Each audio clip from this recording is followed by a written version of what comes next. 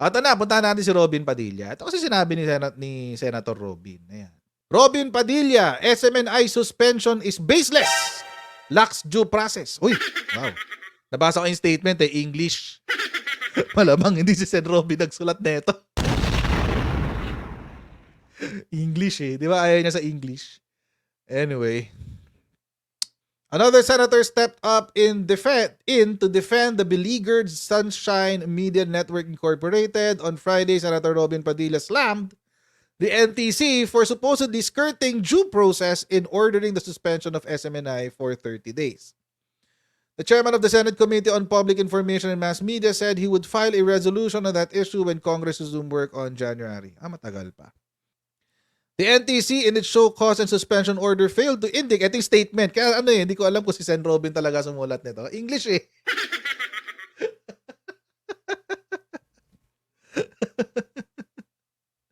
English English kasi nakaka parang hindi yata si Sen Robin sumulat nito O baka Tagalog niyang pinadala tapos tin-translate nung kung sino man nag-translate. Okay, in its show cause and suspension order failed to indicate the need to suspend the operations of the SMNI. No? Much more express how this is necessary to avoid serious and irreparable damage or inconvenience to public or to private interests.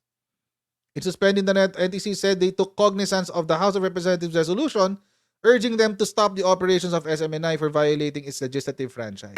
Ayun. Hindi kailangan. Sorry, Sen Robin. Alam mo, binoto kita. Kaso nga lang. Mukhang hindi kailangan i-justify yung serious and irreparable damage.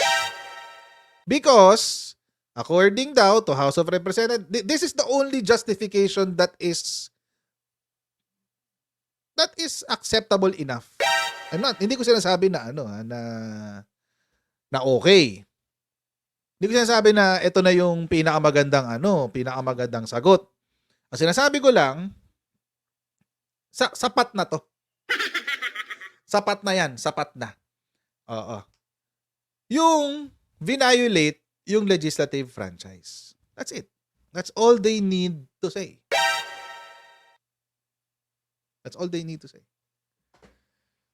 Wala na silang ibang pwedeng dapat pang ipagpaliwanag. 'Di ba? Na-violate mo yung franchise. By the way, ang franchise po ay isang batas. It's a law.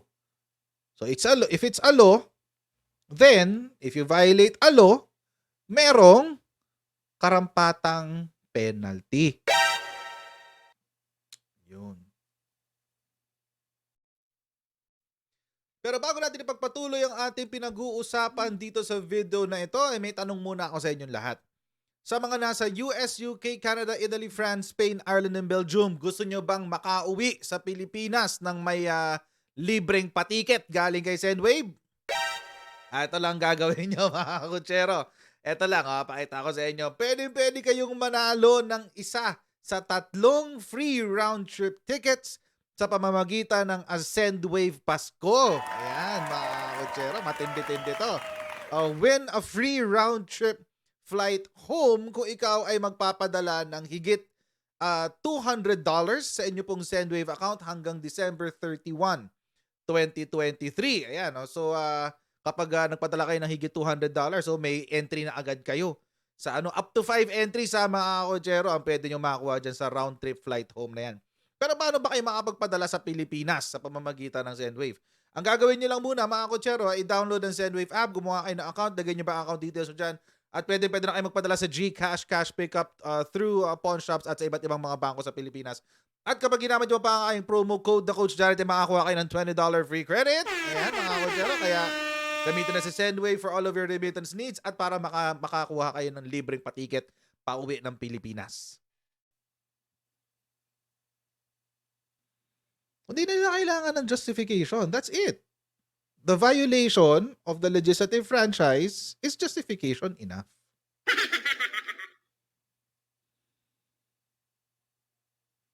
That's it.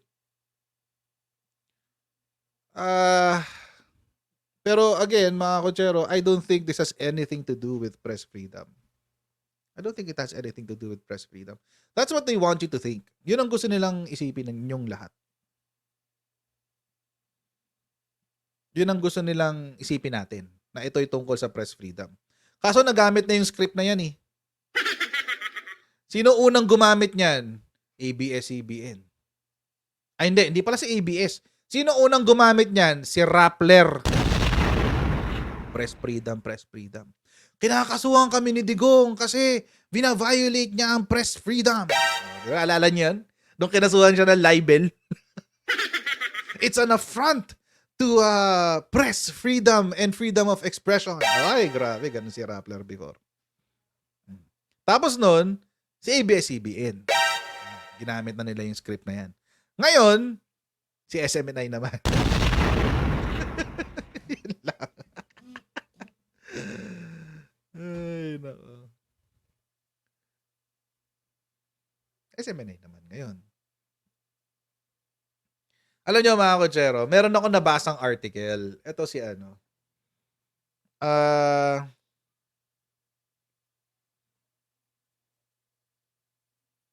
May nabasa akong article. Ito yung nabasa akong article. Yan. Kala nyo ba si ano, Jairus Bondok? Si Jairus Bondok, minsan sineshare to ng mga DDS si Jairus Bondok. Recently lang, sinare siya ni Glenn Chong.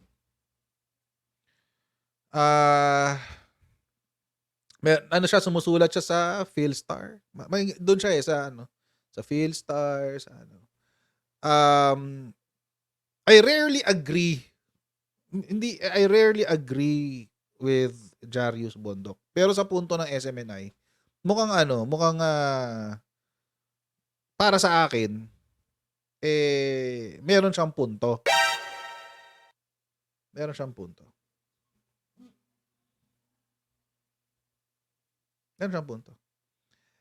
Oy, Jerry, late comer ka na dito. Matagal ko nang diniscuss yung violations ng SMNI. Sorry ka. Bumalik ka sa mga videos ko, hanapin mo. Nakalista. Pinagtabi ko pa yung kay ABS-CBN at saka yung kay SMNI. Doon, balik ka na lang. Hindi ko na mapaliwanag ulit. Paulit-ulit. Kanina lang, sinabi ko na eh. Hindi ka naikinig. Anyway. Listen kasi. Problema sa inyo. Masyado ka emosyonal. Nadaan nyo sa emosyon. Sa ating mahal na Pilipinas. Ay, shucks. Oo, gano'n. Mahilig kayo sa gano'n eh. Anyway, itong sinabi. Well, marami siya sinabi tungkol sa SMNI, etc., etc. Pero itong sa pinakahuli, meron siyang sinabi dito na parang to some degree, uma-agree ako dito. Sabi niya, wag na tong nasa taas kasi although it gives a lot of context. Kwento ko na lang. Ang sabi niya kasi dito, nung unang panahon daw, nung 1811, 1889, ganyan-ganyan. Meron daw tinatawag na narrowcasting. Hindi raw broadcasting. Narrowcasting daw. Yun ang sinasabi. Ano yung narrowcasting? Ang narrowcasting daw ay yung pagbabalita ayon sa propaganda ng isang partido. Yun. Yun daw yung narrowcasting. Nangyari daw yan sa Pilipinas nung panahon ng Kastila na yung during that time daw, kasama daw si Jose Rizal, ipinipetisyon sa kanilang mga nilalathala na ang Pilipinas ay gawing probinsya ng Espanya. Ayan, no? Tapos, meron din daw counterpart yun. Yung sa Katipunan. Para naman sa the Katipunan's Kalayaan noong 1898 para sa mga revolusyonaryo. Yun. So, dalawa na agad na magkaibang balita yan. Di ba? Dalawang balita agad na magkaiba yan. Tapos, nung when advertising birth to broadcasting, newspapers El Renacimiento o muling pagsilang, rename La Vanguardia o Taliba, uy, tagal na pala ng Taliba, continued to advocate Philippine independence in editorials, but news reporting turned objective for wider readership onto the present. So mas malawak yung pinag-uusapan. Hindi na siya yung bias tulad nung una. Pero ngayon daw bumabalik na raw ulit sa sistema nung 1811. Narrowcasting daw ang tawag doon. Narrowcasting re-emerged. Broadcast networks, although assigned limited frequencies, adopted the new social media technologies and began to violate their franchises. Ano yung narrowcasting? Again, narrowcasting, yun yung nagtutulak ka lang ng isang propaganda. Tapos ang palusot mo balita. Tulad ng ginagawa ni Rappler, ginagawa ni ABS-CBN, ginagawa nila GMA, ginagawa ni News 5. Di ba? Sila. Si mainstream. Yun ang ginagawa nila, narrowcasting. Ngayon, eto daw sa SMNI, sabi, Nograles' questioning of SMNI hits the nail on the head. Another election is coming up in 17 months. Politicos likely will use broadcast networks cum narrowcast social media for propaganda. Parties and candidates resort to disinformation. Result, voters will be deeply divided. They will believe only conspiracies fed to them by preferred candidates and lies about the other side. Reporting will turn unfair and unaccountable. Unethical journalism will reign. But training in narrowcasting broadcasters will enable a common set of facts and standards for argumentation. Can NTC ensure that? It should pick up point from Nograles' resolution. So ito yung sinasabi niya ngayon. Ang problema daw ngayon sa Pilipinas, dahil sobrang kalat na kalat ang social media, yung mga pang-propaganda, ina-upload ng mga mainstream, ng mga broadcast networks, sa kanilang social media accounts na counterpart. Kasi hindi covered ng franchise yun. Dun sa social media nila.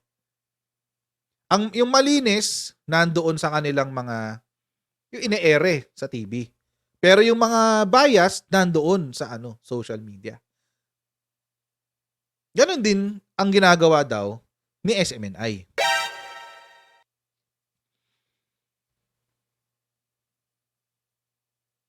Kaya nga kahapon, kung nandito kayo sa live stream ko kahapon,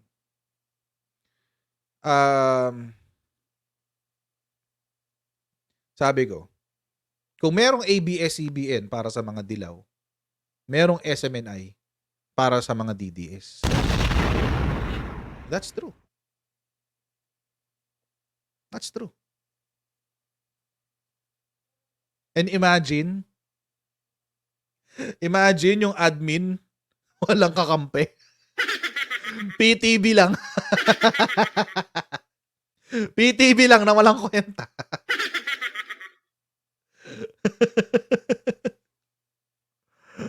Ganon. Diba? Naalala ko nun. And this is not a criticism of ELCA ba? This is not a criticism of that. Naalala ko lang noon, nung unang inappoint si Professor Clarita Carlos. Naalala niyo yun? Nung una siyang inappoint bilang National Security Council na chairwoman.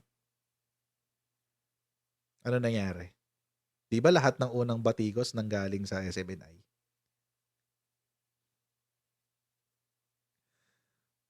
Actually, kung tutuusin, doon ko unang narinig yung nabudol. If I'm not mistaken. Doon ko siya unang narinig. Hindi ko alam kung SMNI unang nag-quote. Hindi yun ang sinasabi ko. Ang sinasabi ko lang, doon ko unang narinig. Personally. Hindi ko alam sa iba. Ako, personally, doon ko unang narinig. So, during that time. Tapos, um, ilang beses din nag-apologize sila, 'di ba? Sila LCAB. Ang dami na silang ano, na nag-a-apologize sila kasi maliin na balita daw nila. So, akin mga Kucherod, again, let me reiterate yung aking pananaw dito, yung aking punto. Kasi maraming dinadala yung argumento sa iba't ibang topic.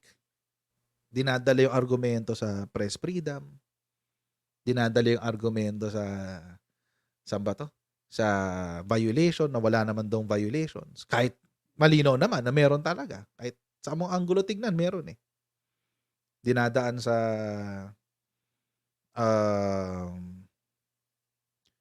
ayan, tulad niyan, dinadaan sa pag kumontra ka, komunista ka.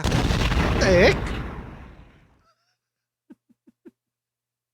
Really?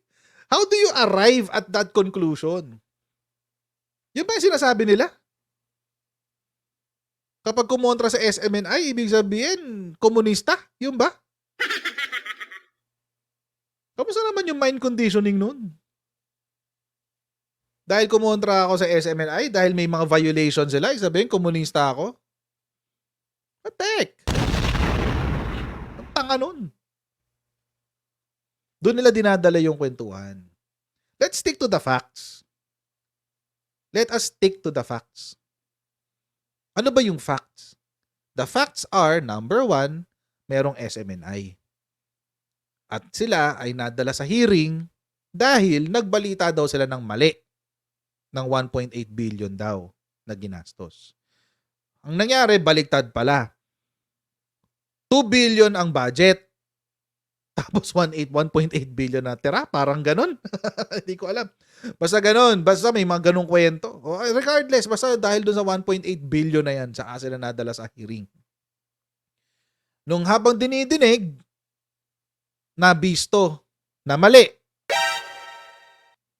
Umamin ang mga host na mali. Nagkamali sila. Dahil doon, nagkaroon ng resolution na ipasuspend yung kanilang prangkisa. Yun ang facts. Yun ang facts. Those are the facts. Yun ang yun yung mga ganap. Tapos ang ending, press freedom.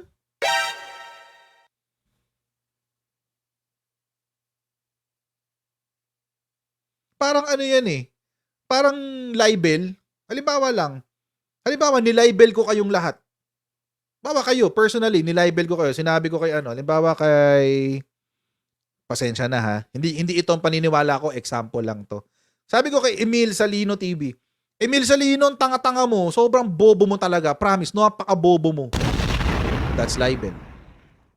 That's libelous. Tapos, kinasuhan mo ko.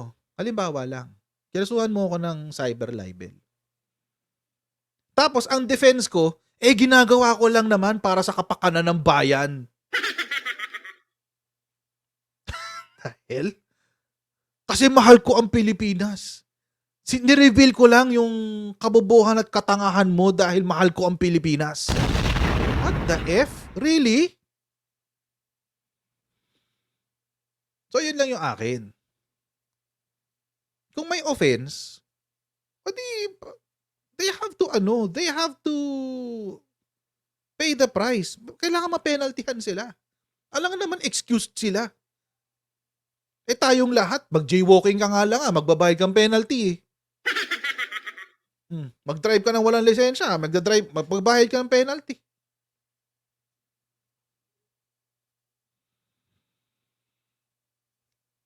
So, you have to admit, akin dito, wag natin dalhin sa ganung klase yung usapan.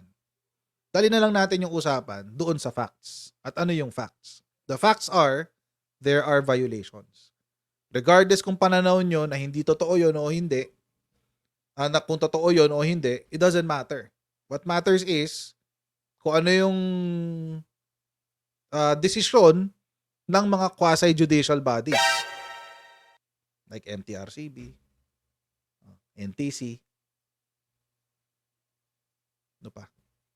Tsaka yung korte, yung sa korte. Oh. Tsaka pag siya naglabas siya ng decision niya sa kanyang preliminary investigation na ay oo, may grave threat nga. Ano, mag-iiyakan kayo? Sasabihin nyo, ay bayad ang DOJ.